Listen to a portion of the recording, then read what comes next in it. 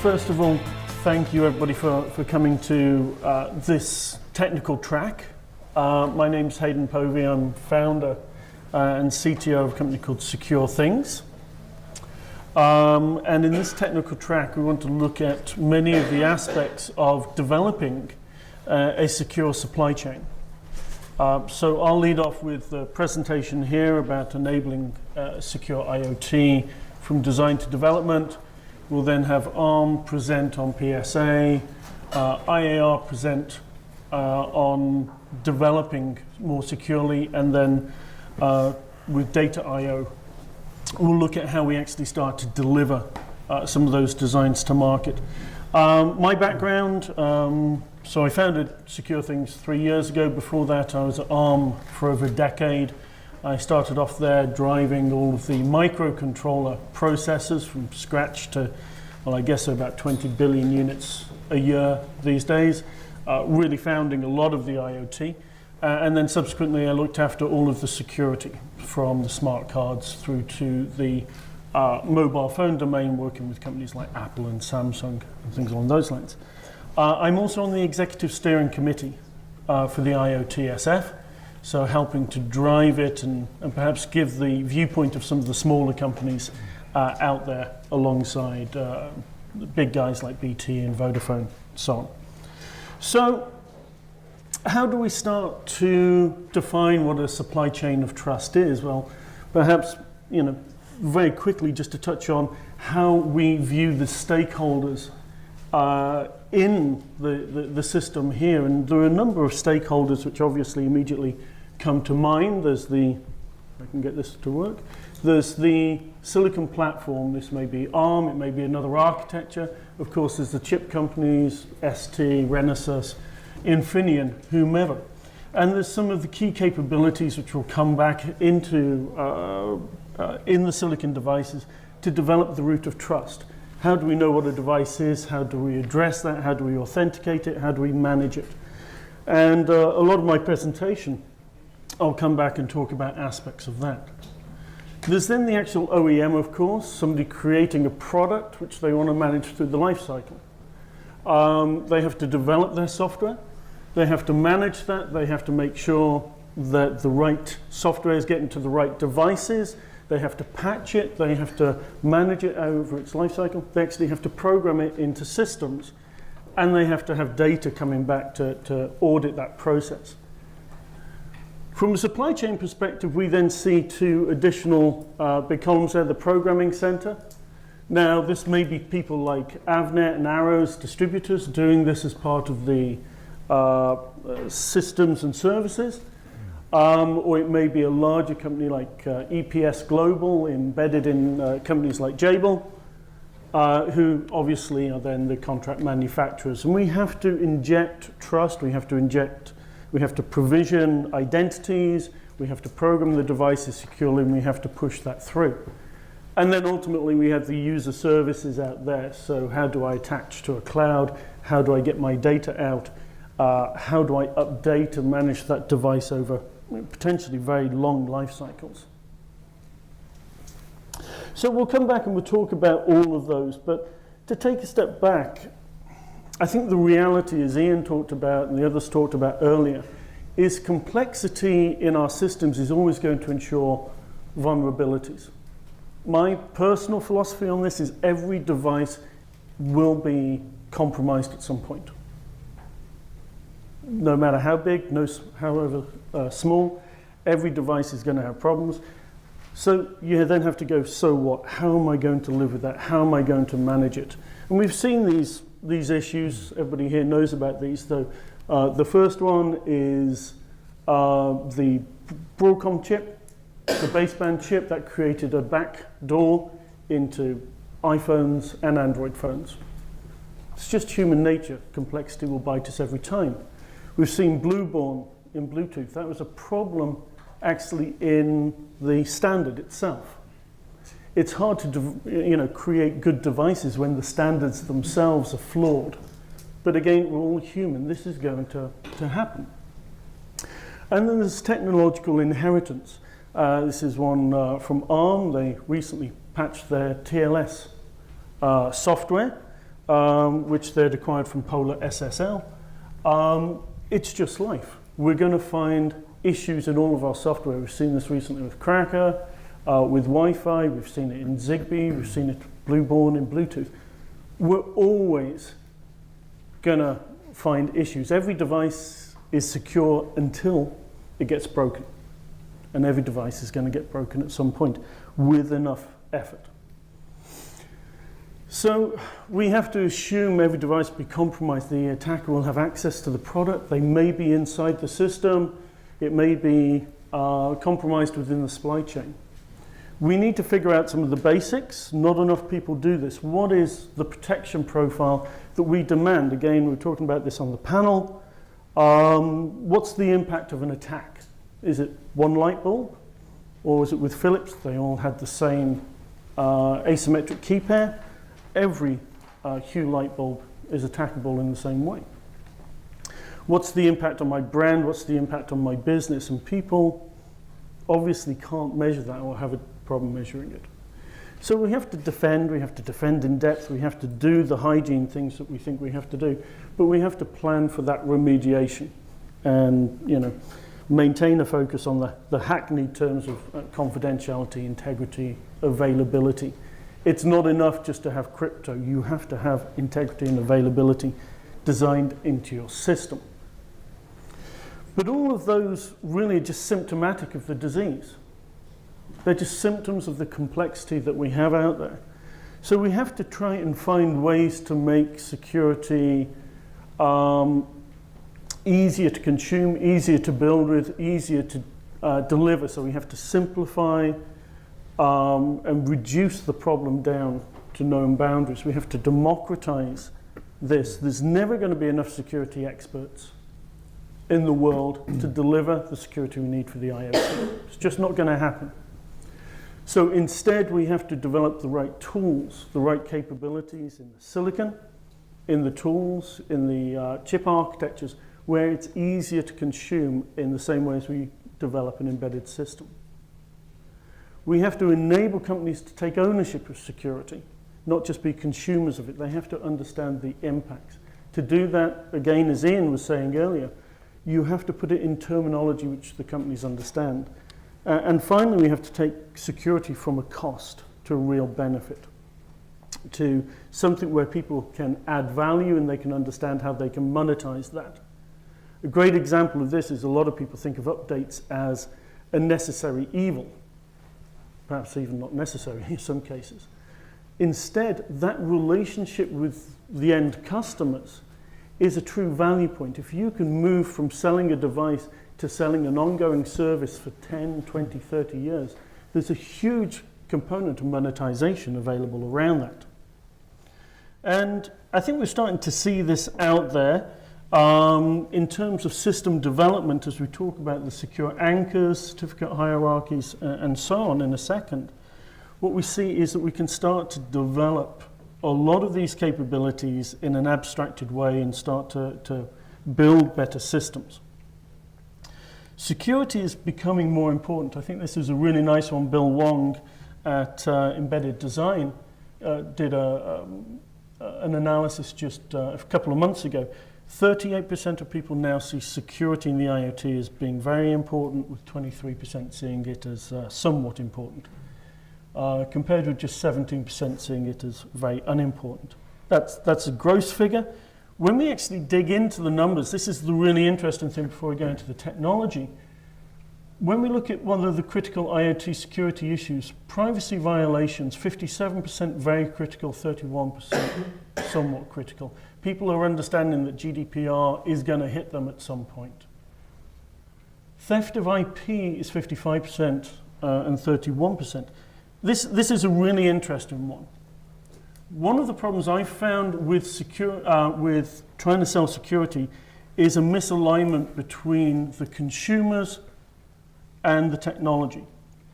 If you talk to a silicon partner, they'll often say, well, I'd like to do security, but I can't sell it for any more money. If you talk to an OEM, they'll go, well, I don't like the fact that my customers are going to get hacked, but it's not my problem. And if you talk to the end customers, they go, well, I don't want to be hacked, but there's nothing I can do about it. you can turn that around. We can say to the silicon vendors, look, for a marginal cost, if any at all, just a few extra gates, you can deliver functionality, you can deliver capability. They like that. That's a differentiator for them. When we talk to the OEMs and we say, instead of trying to protect your end customer, protect your intellectual property. That's the real value of your company, your brand, your IP, all of those things. We can start to, talk their language. And when we look at the number of, cloning, counterfeiting, overproduction numbers out there, it's horrific. So being able to secure their IP is really important. And if we line those things up, then the end user actually gets what they want, which is a more protected system automatically. When we look at the right-hand column there, the security features adopted, again, access control, well, that's kind of what we think about as security, some authentication and authorization. But secure firmware updates are now up there with, half people thinking that these are very critical and 37% thinking they're somewhat critical. And that's really nice to see, because that is what's going to move the industry. If we can get the OEMs to understand the value of IP, the value of brand, and all those sort of things, then security will flow in behind that, I'm pretty sure. So we have to enable a holistic approach to security. We have to look at how we line up all of these different stakeholders across development, across manufacturing, and across management and update. So we kind of know that these three areas exist. And the first thing that we need to do, and I'll let Neil talk later on about some of the impacts of the platform security architecture from ARM, but we need to build the right trust anchors. We need to have those components built into the chips in such a way that we as a industry can leverage them, can trust them, can measure them, and can do conformance. So Secure Boot has two aspects to it, obviously. There is the hardware roots of trust. There's the ability to have areas of the chip which are protected, true random number generators, crypto accelerators. All of these sort of things need to be in our devices, and we're starting to see that even in sub $3 devices. And then we need to have the Secure Boot Manager and services around that. And on top of that, proper key hierarchies. Now, talking to people upstairs, there are a myriad of ways of injecting identity. And I'm not going to tell you which way is the best. Some OEMs want to be their own certificate authorities. Some will want to leverage traditional CAs, DigiCert, etc. Others will just want to have keys in there. And they're all valid, and it depends on the use cases out there. But you do need to start to understand how identity is set as part of the device if we're going to start doing the proper development on top of that. Now, again, David will talk more about IAR later on, but one of the things that we need to do is we need to stop being so precious about security knowledge. We have to enable embedded developers to use security as just another tool. And with what we'll see with some of the IAR work, we're starting to enable that. So we can take the hierarchies, we can automate some of the functions around that. We can develop better, we can do our testing in that, whether it's linting or dynamic analysis, and there are some great tools for that. And then we have to go through another phase. We have to go through a mastering phase. Now, between development and manufacturing, there is typically a bit of a chasm. To take a bit of a tangent here, I was working with one of the large gaming console companies a few years ago, and they produced a phenomenal chip to go into that system.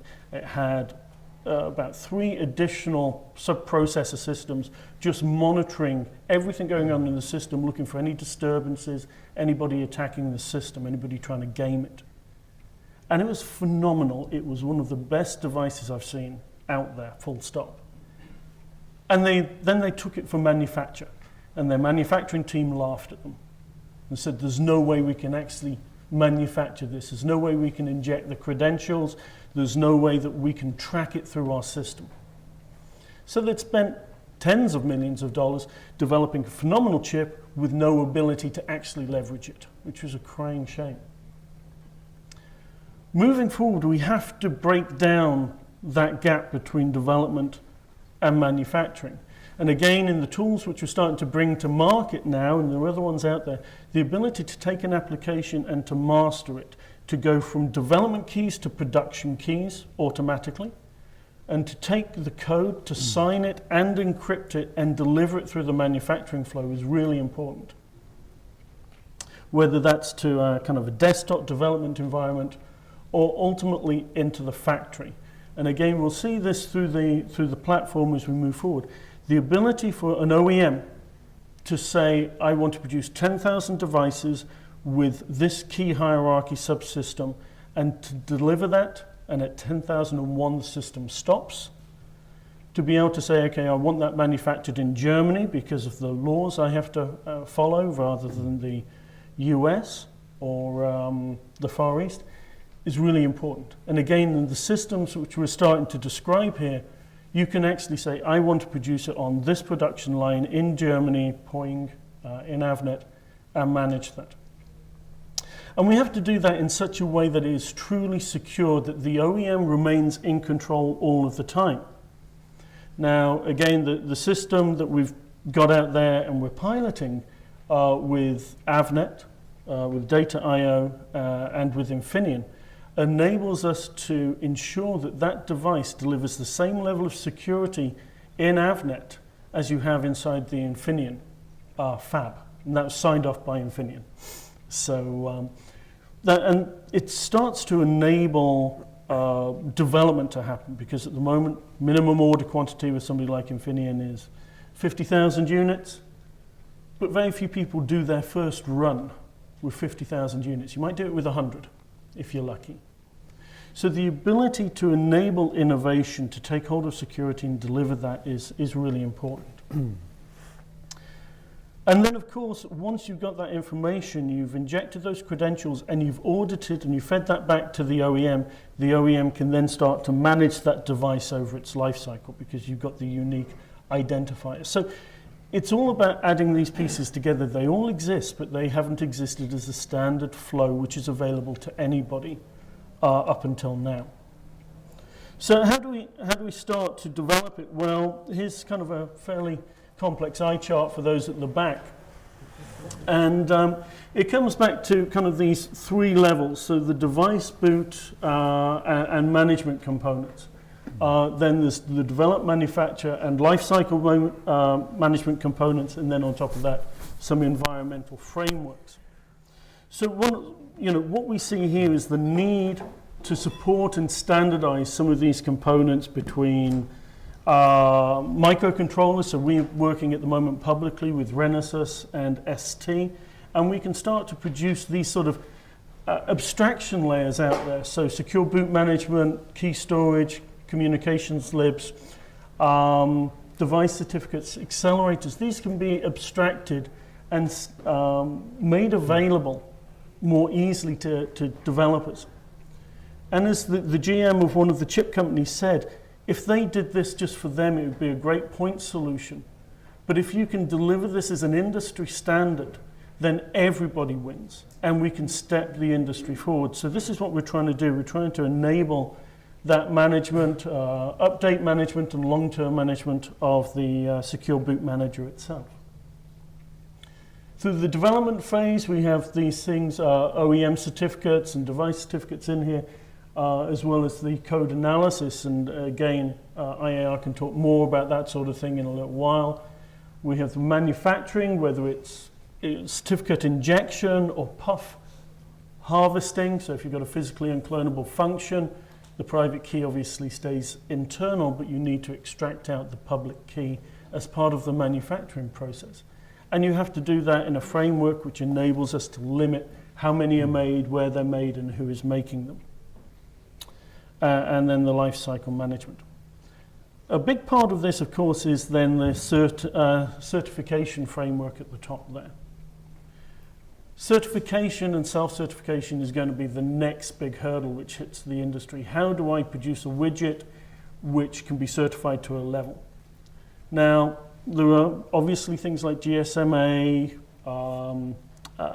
and other certification methods out there, but they are very specialist to the types of radios. They are very overbearing and they have a huge impact. I remember, and certain members of the audience will remember, with ARM, I started putting mobile phones through global platform certification. And it was painful. Nokia went out of business before we'd finished the process. And that's a phone. They have standard functions. They make phone calls. So when we try and have certification processes for IoT devices, we have to enable self-certification just to enable people to get to market. And that has to be based around the best practices that we're doing through the IoT. But there may also be aspects of common criteria. I know Ian pulled this out earlier as not something that he would necessarily support, but common criteria is what's out there. So there's a lot of best practices that we can leverage from that into the IoT. And the same with SASUP. If you want to connect a narrowband IoT device to an MNO, you kind of have to do it. But how many people are doing it right now? Well, not enough. So in terms of putting these pieces together, there's the physical trust anchors, and I'll let Neil talk more about this later on, but the PSA is a good independent view of what needs to go into a system, even though ARM is sponsoring it and driving it forward. And again, I would call on more people to start looking at these types of systems and start demanding it from the silicon vendors.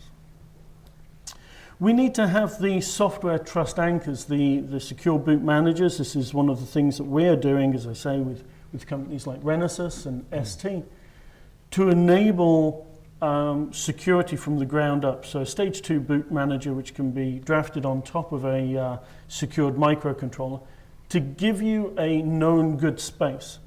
If we presume everything's going to be compromised, and I have to reset to a known good state to be able to rebuild my application, I have to understand what that is and the capabilities it's got there.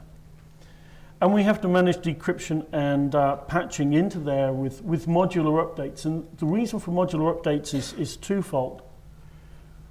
First of all, if we don't do modular updates, our bandwidth is going to get chewed very, very quickly. Secondly, a lot of these devices are going to be powered by batteries. And you could probably reflash a substantial microcontroller less than 10 times off a coin cell battery. So every time you reflash it, every time you have an issue, you're not just having to go through an update mechanism, you are degrading the useful life of that device massively.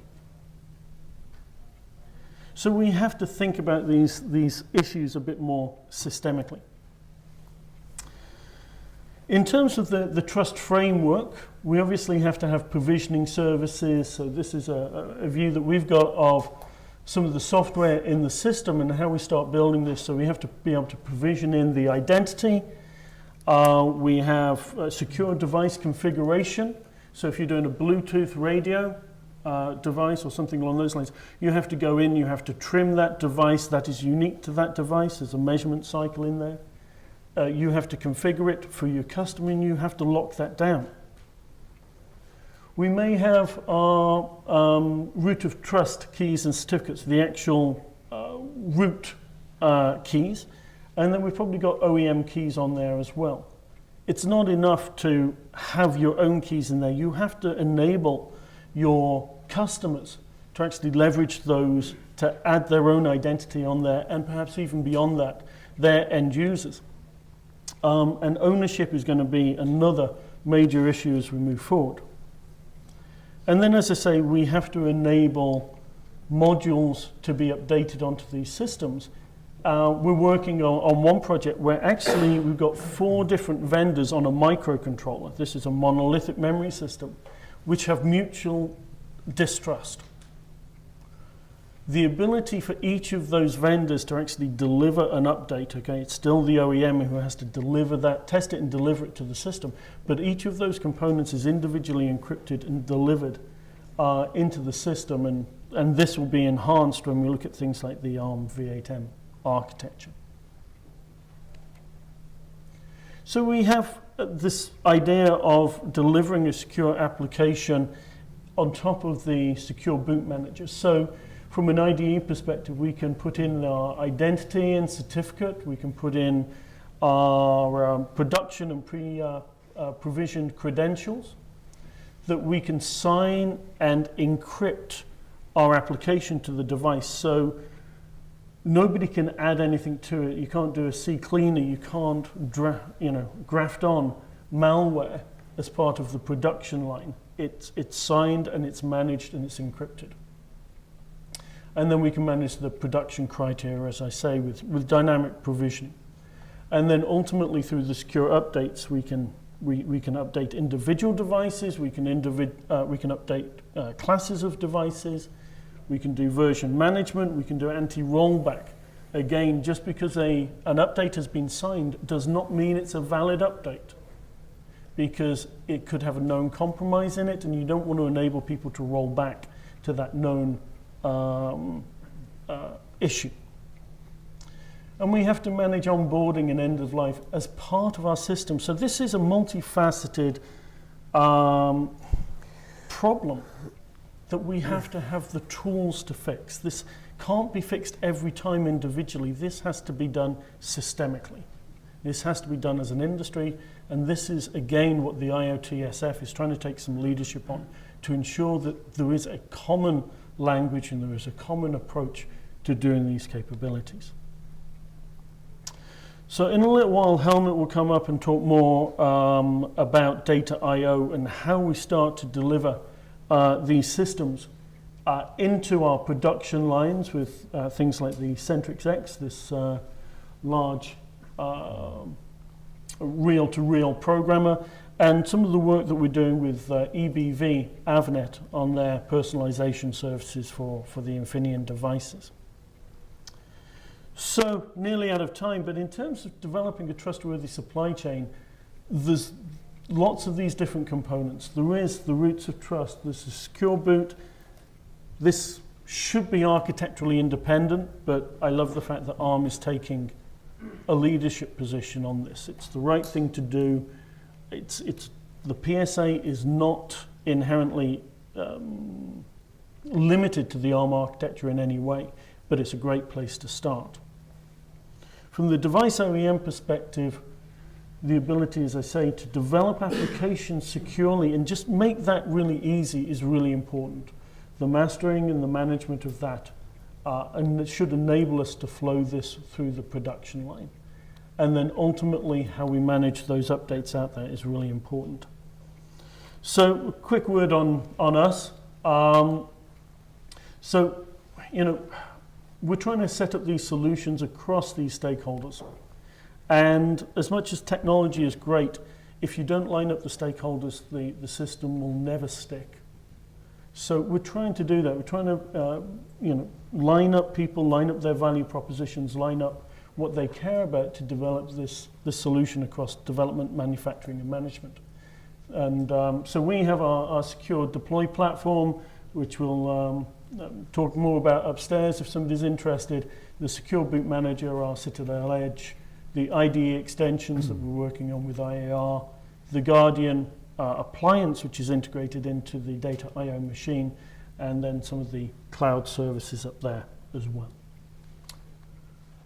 So thank you very much for listening. That was a bit of a hose pipe, but hopefully there's good stuff in there for people to think about.